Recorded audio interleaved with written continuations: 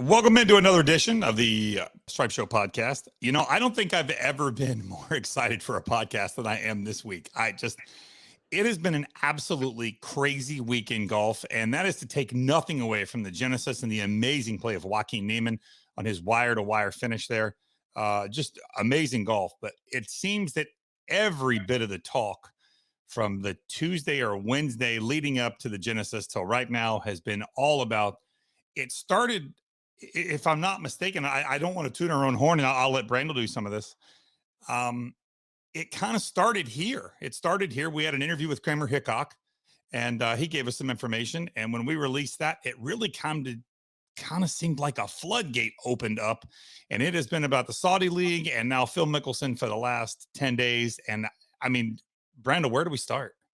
Yeah, I mean, I agree with you. Your interview with Kramer Hickok certainly sped things up, but I'd go back further than that, obviously, to the introduction of the idea of a Saudi-backed golf league. Certainly stirred up the golf world and got the whole golf world thinking about what that would look like and what that would mean for golf. I don't know too many people that think that would have benefited the game. And then as time went on, there's lots of speculation about who might sign with the Saudis. The PGA Tour obviously made it very clear that anybody did would be banned from the PGA Tour. But again, as time went on, it looked at first like who would do this? And then crazy numbers started popping up, hundreds of millions of dollars. And you thought, okay, well, I understand some of these players, and most of them would be aging out stars at the end of their career for $100 million or $50 million or $30 million, trying to get one last payday. And how disruptive would that be? Because it wasn't the biggest players, it was players who are, their best golf was behind them. But again, when Kramer Hickok came on your show and said 17 players had committed, I think it did turn the whole golf world on their head. That, hold on a second, are people other than Phil Mickelson actually going to legitimize this tour by going to play it? And then, of course, there was the interview with Huggin by Phil Mickelson, which, by the way, took place in Saudi Arabia. And then your interview, and then the subsequent interview that Mickelson did with Alan Shipnuck, which I think really was the coup de grace for any future for this Saudi-backed golf league. I mean, they may assemble, cobble together some players and assemble and play some tournaments just to show that they could do it after years and years of trying, but it's going to be of no interest and of no import. And, I mean, I think mostly the whole golf world was shocked by the 17 people that Kramer Hickok mentioned. He didn't name names, but he just gave a number. And then they were further shocked by Phil's comments that came out that he made to Alan Shipnuck. They were, really beyond belief. I thought, most of the players that spoke pretty aptly about it, but nobody more pointedly than Rory McIlroy, who said it was naive and I believe selfish and sad and ignorant. And I think pretty much all those things sum up Phil's comments. Yeah, I would agree. I mean, it seems like right now the only people that have really said they're interested, Adam Scott seems to be interested in playing, and Jason Kokrak seems to be interested. I know he's got a Golf Saudi on his bag.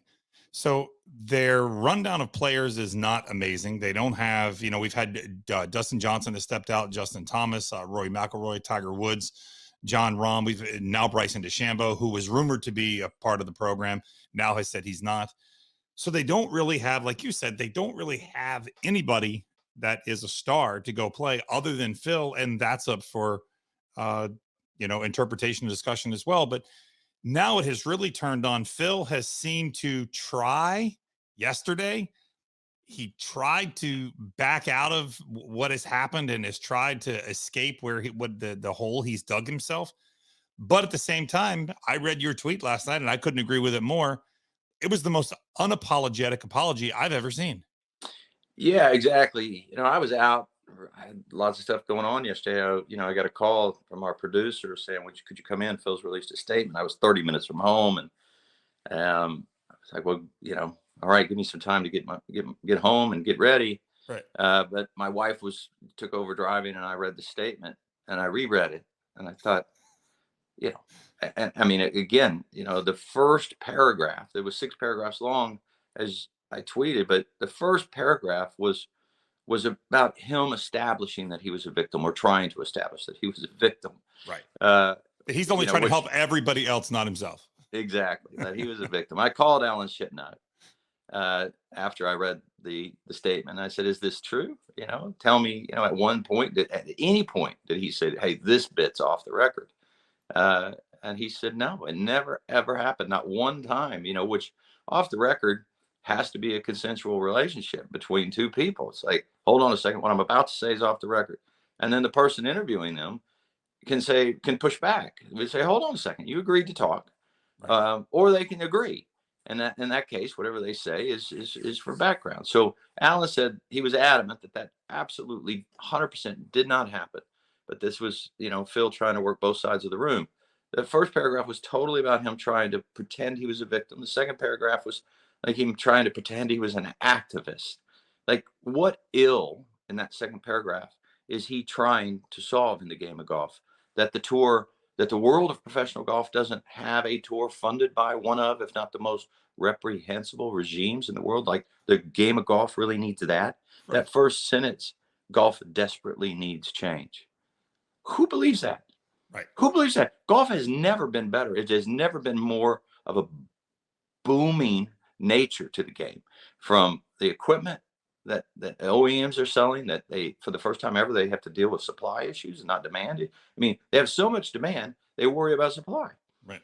And then new numbers of golfers are coming to the game, women, children, a less informal crowd that's coming to the game, which is great for the game. Mm-hmm. The game has been criticized forever for being too static. The game couldn't be better. So the very first sentence of the second paragraph, golf desperately needs change, and real change is always preceded by disruption.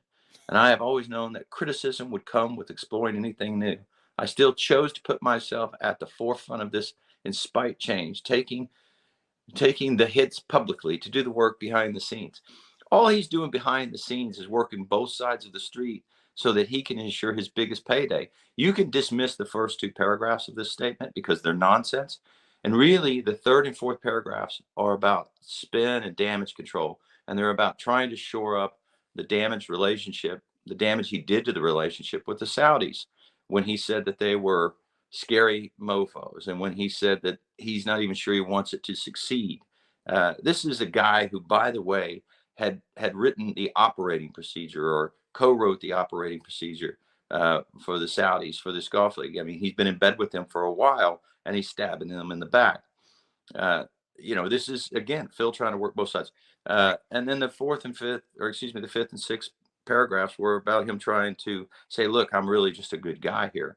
Again, you can eliminate the first two paragraphs and the last two paragraphs and just hone in on the third and fourth paragraphs. And that's where you find out who Phil is.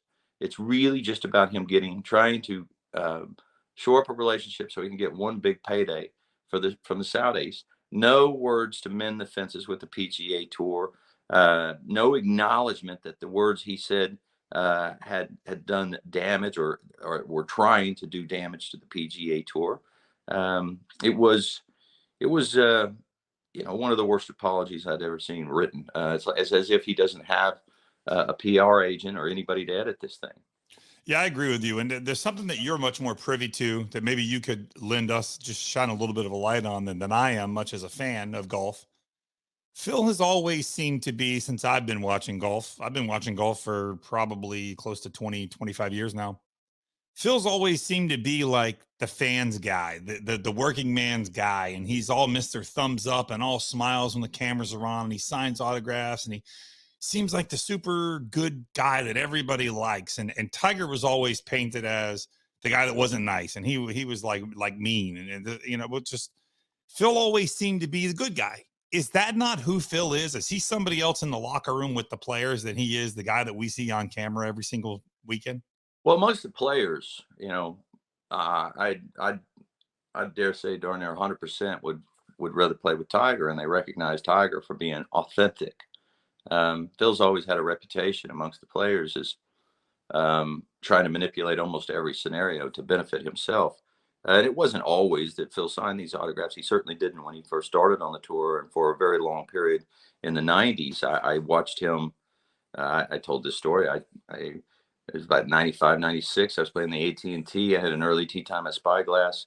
Nobody's in the parking lot. I got there early. I pulled in. The next car beside me was Phil. There was a little kid came up to Phil and asked him for an autograph. Obviously, he'd read the pairings, knew when Phil was teeing off, had got up early, got out there early, prepared to try to get Phil Mickelson's autograph. And Phil gave him the Heisman and said, "Not now. I'll get you when I'm done," knowing full well the chances of him seeing that kid again and were almost zero.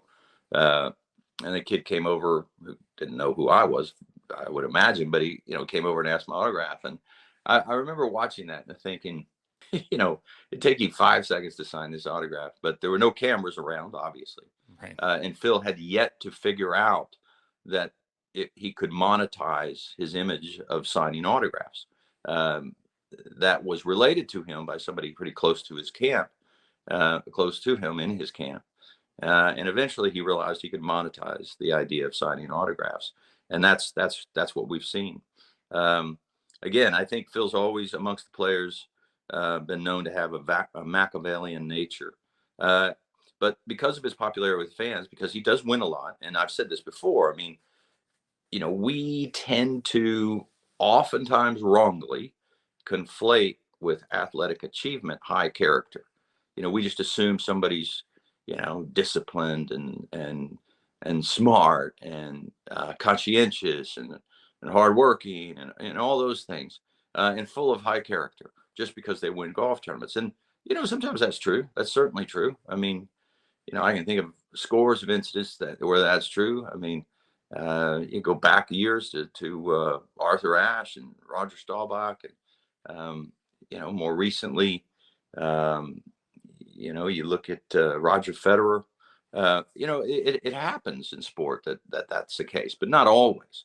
And because we always or often tend to do that, Phil was able to skate when he essentially blamed Tom Watson for his Ryder Cup failures, when he blamed Hal Sutton for his Ryder Cup failures, when he chased after a golf ball in the U.S. Open in 2018, chased after it and hit it. Because he wanted to make a point, and also, he thought he'd figured out the rule, even though he hadn't. He was able to skate when he got embroiled in the Dean Foods and insider trading fiasco. He was able to skate when he got embroiled in the celebrity college entrance scams. He was able to skate, and there's scores of others, by the way, he was able to skate on. But when he tries to burn down the PGA Tour for a Saudi-backed golf league, pretending the Saudi-backed golf league and the Saudis were better people than the PGA Tour, well, that's just preposterous. And that was so transparently self-serving that everybody was like, "Hold on a second, you're not getting away with this one, cowboy. You're not getting away with this one. You're in the wrong here, and you need to apologize." And the world's quick to forgive if the apology is sincere, which this one wasn't, and wasn't worded properly. So I don't know that the fans, they're quick to forgive, but his peers, I don't think they're going to let him skate from now on for his, Machiavellian nature. No, I mean, you brought up the things that Rory McIlroy had said, but at the same time, Justin Thomas, who usually doesn't have a lot to say about anybody, and Justin Thomas seems to be friends with about everybody on the tour. Justin Thomas had some words, and then Billy Horschel stepped in and said that the things that he had done and the things that he had said were idiotic. And once again, Billy Horschel can be very, he can be outspoken sometimes, but generally has nothing but good things to say about people on the tour. So to see three guys who are, big names in the game of golf speak out against Phil makes you wonder how many others have these feelings and are not saying anything. He does not appear to be the most well-liked guy in the locker room. Look, if Phil had said, the tour is not perfect, there are things I disagree with about the tour, and then he would have been right in his assessment of the things that the tour, could improve upon. But him talking about media rights, and he has absolutely no rights to his media. He signs those away, and he's been signing those away for the 31 years he's been playing the PGA Tour when he signs his membership form. But isn't it that way in every sport?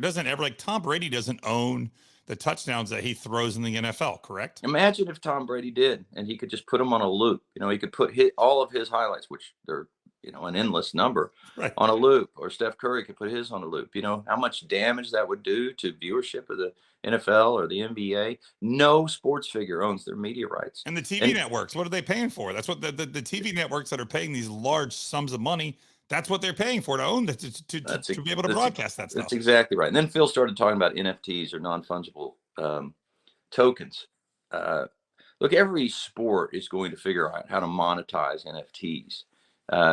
It's inevitable, and I promise you, the PGA Tour has been thinking about NFTs for a long, long time. They got some smart people on that board, and they're trying to figure out how to best monetize every asset that they have, so that they can do three things: give more money to charity, increase the purses, which go up, at a mind-boggling rate, and then prepare for the future of the PGA Tour, which means, look, people love to say, well, how come the tour ever has cash on hand? Well, I think they were pretty happy that the tour had cash on hand when the pandemic hit. There is something known as a rainy day. So they have to have cash on hand to run the courses, the TPCs, and every single tour player, for the most part, benefits from the TPCs. So whatever cash they have is three-pronged, but always to benefit the PGA Tour, to benefit the communities that the PGA Tour visits. They will figure out both how to monetize the NFTs, what to do with the windfall of profits from gambling, and all of that, when you think about it, is going to go into and create larger purses for the PGA Tour. If you want to criticize the PGA Tour, you need to be looking elsewhere than those particular areas. But that's what Phil did, and I think that's why people rolled their eyes. They were like, you're so greedy.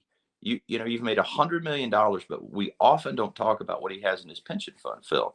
Right. Probably about $250 million in his pension fund. And, estimates are that he's made somewhere upwards of $800 million, or $500 to $800 million off the golf course over the course of his career. All of that because he's been able to play right here in the United States, been successful. I would grant him that. But, these tournament operators, these purses, they don't come out of thin air. Tournament operators and sponsors have to put these events together. They do that because, well, the PGA Tour is such I think, a well-received product, because there is, I think, built-in integrity into the players, because of it's a self-policing game. None of them are guaranteed anything when the year starts. And by and large, they don't get into too much trouble. I think you put all those things together, and it's a pretty good environment for sponsors to align themselves with. And I think that they trust that the PGA Tour is about as competent as any league could be. Put all that together, and Phil trying to burn all that down so he could get one big payday was transparent to not only the fans, but certainly his peers.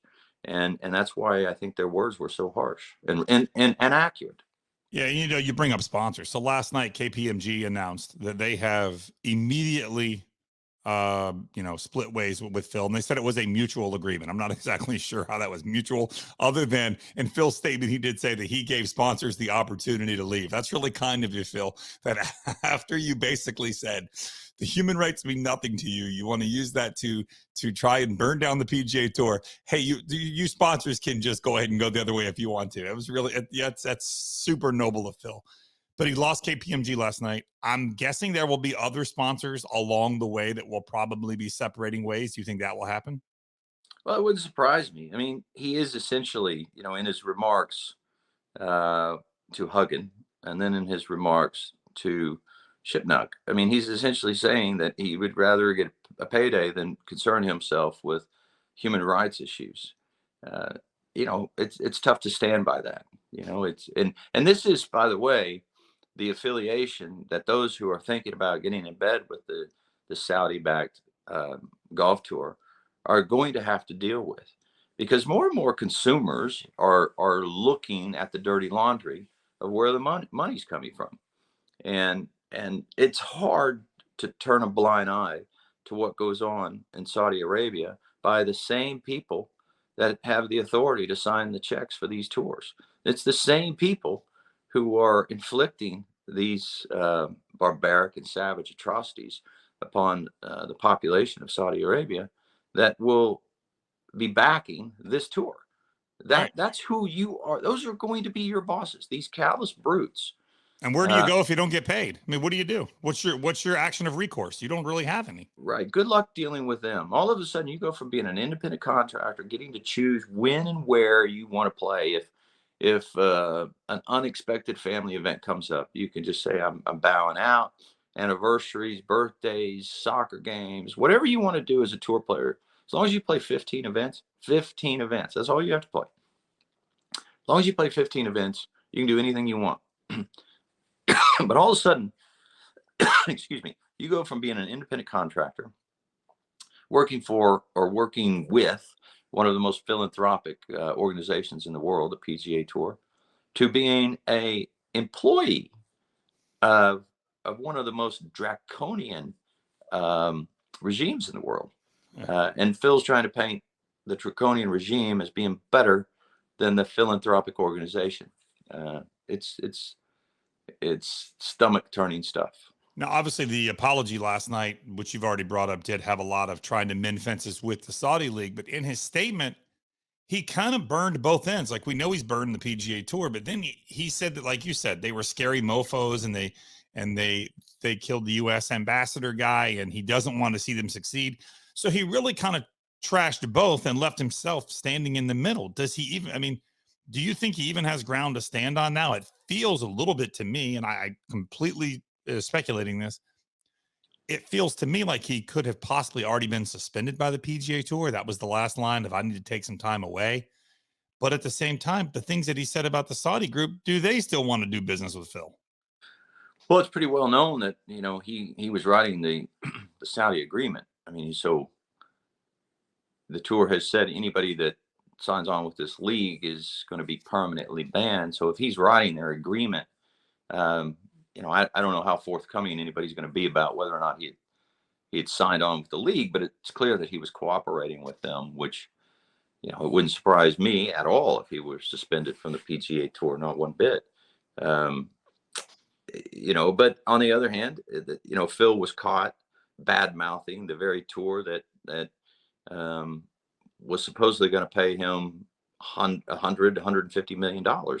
So he's bad mouthed the PGA Tour. He's caught bad mouthing the people that he was bad mouthing the PGA Tour about. So where does he have to turn? And then in the process, he's essentially said he cares more about his media rights than human rights. So he couldn't get himself any more tangled up in this process. If he had come out initially and just said, "Look, it's a lot of money.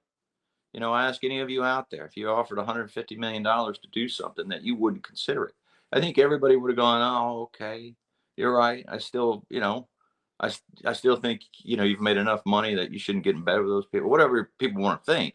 Right. But it was just him trying to burn down the PGA Tour. If he'd have said on his way out, "I really appreciate all that the PGA Tour has done for me and the stays they provided for me," yada, yada, yada. And that's an honest take. I think everybody would have seen that as authentic and honest. But I think what I got messages yesterday from a number of tour players, some huge stars, Hall of Fame stars, who said, the quote I got most often was, "These are his true colors." So we're seeing who Phil Mickelson really is now. Yeah, I mean, that's the way I feel about it. Look, I can give you all kinds of instances of inside troubling, eye-raising, surprising things that Phil has done, that people have kept. When he won the Open Championship 2013, you're meant to, and I believe when you enter the tournament, you sign that you are going to go in and get the claret jug if you win it. So he wins it, and he refuses to go in and do it. Give me the jug, I'm out of here. And he's flying privately. Those planes tend to wait on the people who are paying for them. Right. And he refuses. And it's told him, "Look, you don't get the claret jug until you go in and have this dinner." After a back and forth, I think he agreed to go in and just do a flyby and get it. And then tries to manipulate, this year at the at the American Express event that he was the host of. He didn't even go into the media center, by the way, that whole week. Did not give an interview. He was the host of. And when he did do an interview, he, specifically outlines the questions he's going to get. So I know other journalists who've told me that Phil does an interview with them, and then he looks at them and says, depending upon what you write, will directly relate to the amount of access you have to me in the future. And then after seeing the column, he either calls him and says, all right, you can talk to me in the future. Or in other words, he's essentially holding these people, hostage for what they write, trying to manipulate journalists in any way he can. And I mentioned this, after the 2014 Ryder Cup, where he, again, essentially blamed Tom Watson for his Ryder Cup failures. We were doing live from, we go into the media center, we hear what he has to say, we come out and react. And, I thought, and I remember saying something like along the lines, if you want to know why the U.S. team loses so darn often when they're the favorites to the European side, you just saw it. You just saw it. It was a mutiny, a one-man mutiny. And that's Phil. I'm privy to things he's told captains long before Tom Watson. But anyway, when I flew home, Phil calls me and tries to manipulate me and tell me all these bad things about Tom Watson, thinking I'll be either less likely to say negative things about what he said about Tom Watson or more likely to say negative things about Tom Watson. But I hung up and just thought it was Phil being his manipulative self. And then I started hearing the things he had just told me come out of other journalists' mouth. So it occurred to me that he'd made the rounds and called all these journalists so that he could try to control the narrative and then make it look like he was the hero of the Ryder Cup, that he's forming this task force and he's going to get all these people together and they're going to make it better. What made the Ryder Cup better is that younger players came along who had a great appreciation for the history and the traditions of the game and the respect for the Ryder Cup, and were tired of watching the U.S. side lose.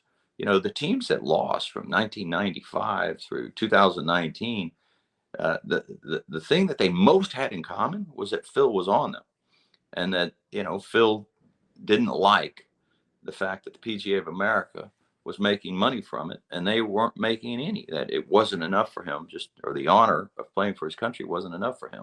Phil wanted to control things behind the scenes. I have several of his players that played with him on Ryder Cup teams, or a few of his players, not several, but a few of his players that played with him on Ryder Cup teams, who told me specific things along those lines. This is Phil's MO. He tries to manipulate scenarios to where he looks like the hero, which, if you read this, it's essentially what he's trying to say. Like, I've been doing all these things and taking all these hits for the betterment of the game. Right. How is playing nice with the Saudi-backed tour good for the game? It's not in any way, shape, or form. It's not in any way, shape, or form. It couldn't be worse for the game.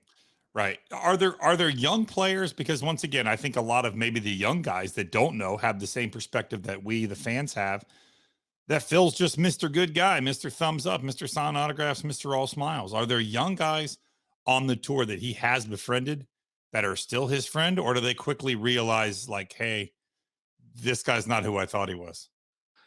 Yeah, I think there is. There is an element of, you grow up watching somebody play golf, because Phil's been on the tour since 1991. He won on the tour as an amateur, but 1992. So 30 years. So 30 years.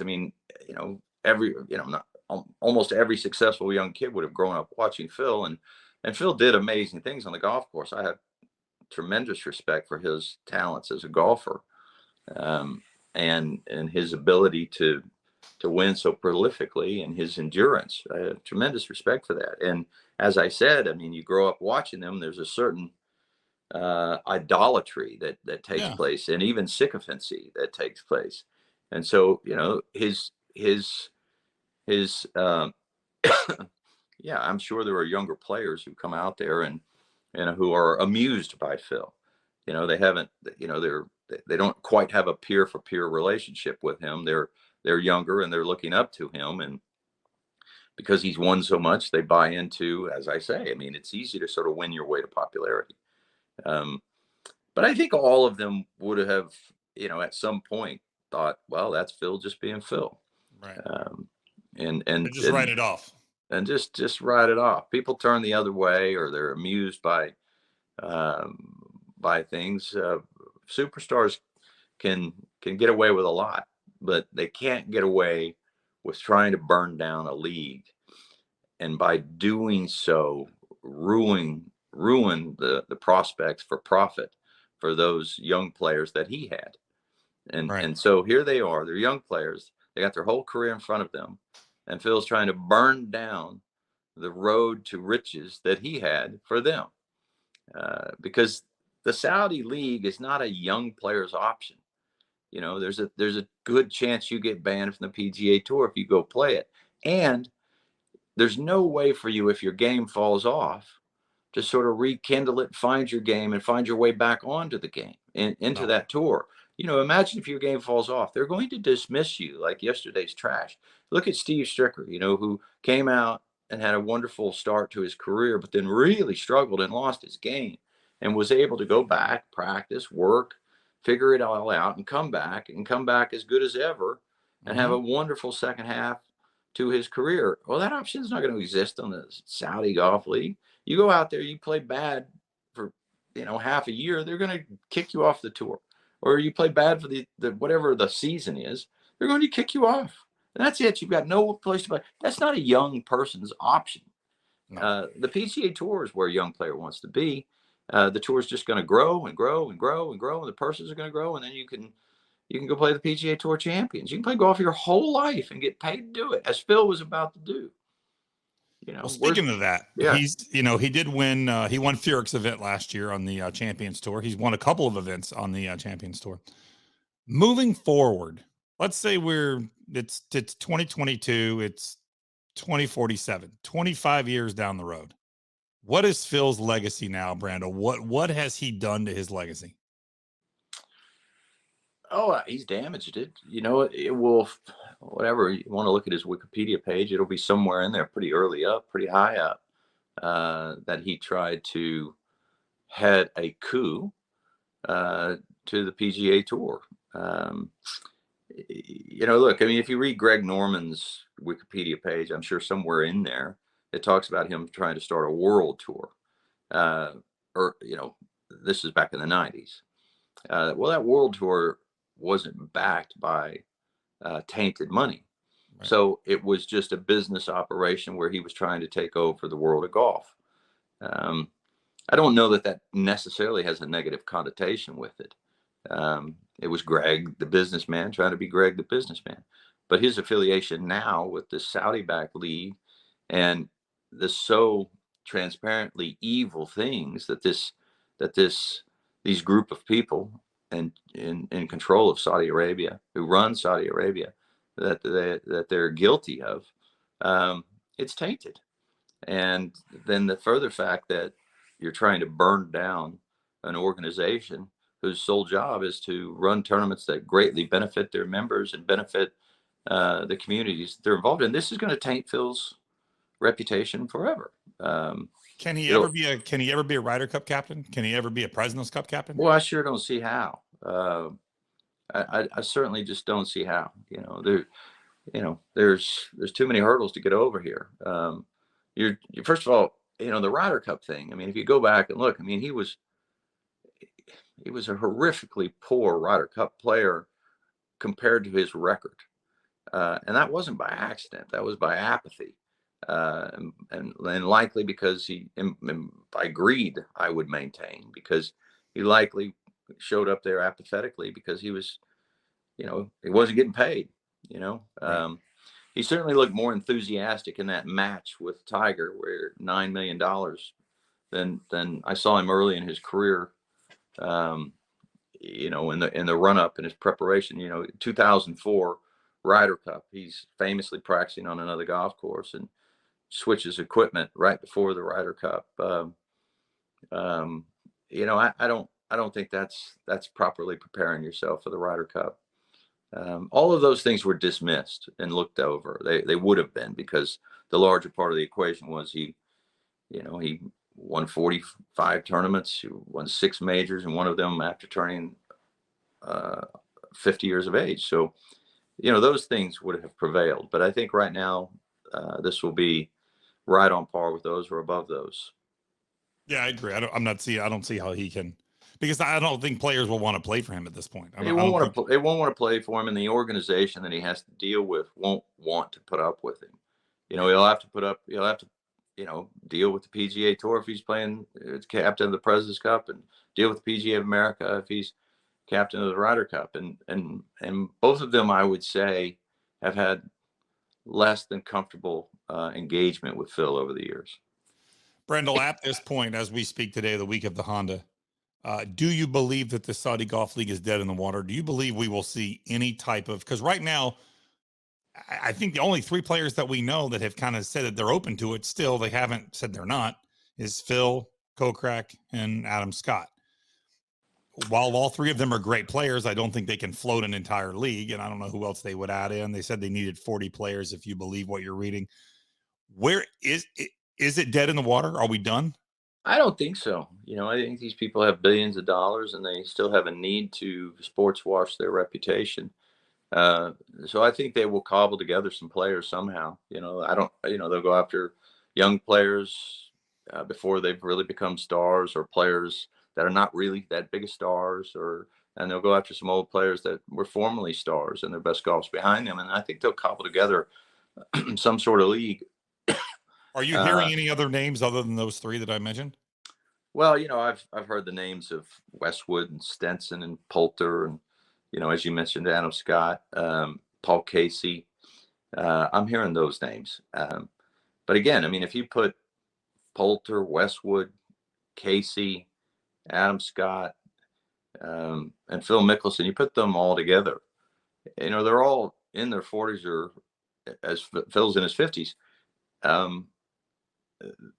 Would they win 5 events if they played PGA Tour the rest of their career? Collectively, would they win 5 times? Probably not. Probably not. So, they're going to go over to this. If they go over to this Saudi-backed league, it's certainly not going to be a highly competitive league. Maybe they'll win 5 times each over there. I think they'll run tournaments. I really do. And I don't think that we've heard the last of them. I think that there'll be people who will try to compete in these tournaments, and then go try to play in PGA Tour events and try to force the tour's hand, and see if they can in fact enforce their ban threats. I think we've far from heard the last of this. Have we seen the last of Phil Mickelson playing on the PGA Tour? That's a good question. Who looked like they enjoyed playing golf more than Phil? He seemed to play almost every dadgum week, and playing the PGA Tour Champions and winning. And, he had this PGA Tour Champions run in front of him whenever he was going to leave the tour. It'd be hard for me to believe that. But, if we don't see him, let's say this, if we don't see him playing the PGA Championship, then I think we'll all know he's been permanently banned. Has that ever happened? Has anybody ever not shown up to defend their title at the PGA Championship? I don't think that's happened, but we could see it this year. Yeah, I'm sure if we went through the history books, we'd find it somewhere. But he'll be there obviously, because the PGA Championship's not run by the PGA Tour. He's played well. He's won at the Players. He's won at the Arnold Palmer Invitational. He's it would be surprising to me if he didn't show up all year long, to whatever extent his sponsors hang on there with him, right? Right. Whoever's going to hang in there with him, whichever sponsor, it will be important to them that he plays, because obviously they're not going to get their money's worth if he's sitting at home.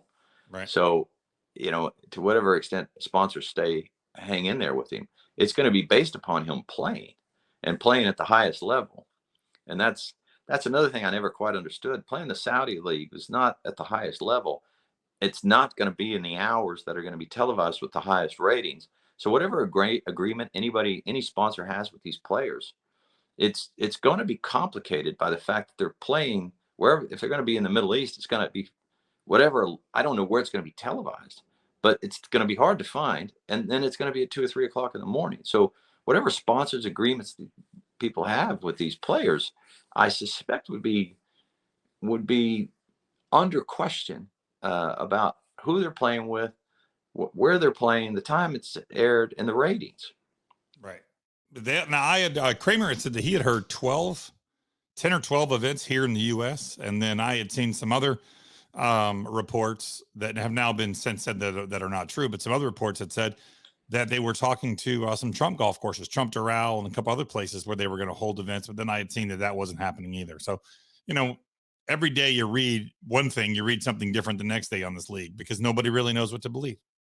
Yeah, look, I mean, I think they're clearly trying to make it up as they go, is throw around as much money as they can, try and buy as many celebrities, personalities, and stars as they can. They've got a lot of money to throw around, and it raises an existential question for pretty much everybody who is romanced by them. Yeah. It's like, look, we're going to give you 20 million, or the architects. Architects are being, and this is why I have no doubt Greg Norman's involved. Is I'm sure there's a lot of money to design golf courses over in Saudi Arabia. And look, there is the argument that bridges can be mended through sport. That sport can do a lot of good. But if that's the case, then they need to be more transparent of their amendment of human atrocities. Right. The things they do now, all you have to do is go online and spend 30 minutes online reading about what takes place in Saudi Arabia, and you will be sick to your stomach. Yep. You will absolutely. This is a place where Sharia law prevails. Sharia law, this is why women have to wear burqas, and if they complain, they get imprisoned. This is where they kill apostates. This is where a woman can be raped there. Her husband can then accuse her of adultery, which is a crime. That is a crime that is punishable by death. She can be dragged out into the town square and beheaded or stoned to death. And those are the people that have the authority to do those heinous things, those disgusting things, those barbaric things. Those are the people that are signing the checks for this tour. They'll be your boss. That's who you're working for. Those are the people that are your boss. Yeah. Now, if you turned a blind eye to that, you have sold your soul to the devil. Without a doubt. And that's what's going on right now. 100%. Well, Brandel, thank you so much for your time, man. I always love having you on. It's always great. It's never enough time. I know you've got somewhere to be. This week, we've got the Honda Joaquin Niemann playing again this week. I know he'll be obviously defending champ from last week at the Genesis, playing this week. I saw some stuff you posted about him online. You are really liking his swing. Is his swing, is this modern golf that we're seeing in action now that has really kind of changed some things that we've always known to be golf that maybe are different than what we thought? Listen, I've been a fan of his swing for a long time. I used to get teased because I was such a Joaquin Niemann fan when he first came out on the PGA Tour. Look, I mean, he's still a young man.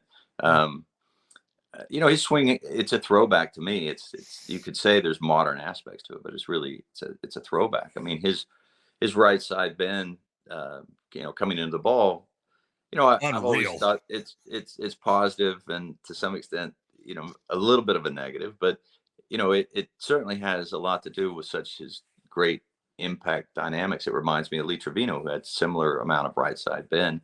But I love the way that Joaquin Niemann, he really does go from swinging the club sort of upright to shallowing it so much and getting so much right side bend that he can really stabilize the face at impact.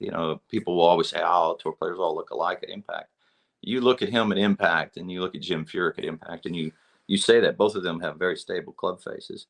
But Joaquin Niemann's got a lot more power. So to that extent, it's sort of a throwback golf swing, a unique golf swing, but it does have power. So to that extent, it is more of a modern golf swing. I put his swing on Twitter, and I was just talking about how his transition move, he gets what is known as inner ankle high, I've talked about this for years about how it's a commonality of some of the best athletes in the world that they move in such a way that their outside of their feet hit the ground first if they're running, or in golf, the weight sort of goes to the outside edge of their foot, their trail foot or their right foot if they're right-handed, in the backswing, that they're getting so much rotation in their trail hip, getting it turned so far behind them, and matter of fact, turning towards the target in transition, that it sort of moves the weight to the outside of their right foot, and the inner ankle gets high. And I was taught growing up to keep pressure on the inside part of Right. my Turn foot inside going your back. right heel. Yeah. Yeah, I mean that derives mostly from Jack Grout's lessons with Jack Nicklaus, and look, I mean, did Jack do that? No, I mean Jack extended his right leg. You can't really extend your right leg and get your right hip to move properly if you've got all the pressure on the inside part of your right foot. But that was Jack's feeling, and it certainly worked for Jack. But Mhm. more and more, if you start looking at the best athletes and even the best golfers on tour, a lot of them, the weight looks like it moves to the outside part of their right foot, going back into their heel, and they get this position. Justin Thomas does this, Rory McIlroy does this, Jose Maria Olazabal did this, Seve did this, Greg Norman did this, and there's scores of others on the PGA Tour. So it's just a reminder that if you leave an athlete alone, that they will do their best to recruit power in the most efficient way possible. So there is a lot to learn by digging into the nuances of these golf swings. Would you say that we're getting away from, because I know there was such a long period of time that there was restrict the right hip going back, the X factor, blah, blah, blah, all that stuff that was talked about. Are we starting to get away from that, and the turning of the right hip, not locking out the right leg, but straightening of the right leg has become the norm again? Yeah, more and more it's becoming the norm, and less resistors on the PGA Tour. When I played the tour, you walk up and down, and almost everybody was a resistor. Everybody was resisting with their lower body. They were taught that maintain flex in the right leg. Butch Mhm. Harmon was teaching that, likely because Ben Hogan, uh, in his book Five Fundamentals, talks about the right knee never moving, but that's so wrong. Ben Hogan's right knee moved all over the place. It moved back, and then the kneecap turned to the right, and so Hogan did not do that. But people who just read his book and listened to Ben Hogan talk about the importance of the right knee not moving, they carried on with that. That was a big part of Butch Harmon's teaching. It was a big part of David Ledbetter's teaching, and it was wrong, just flat out wrong.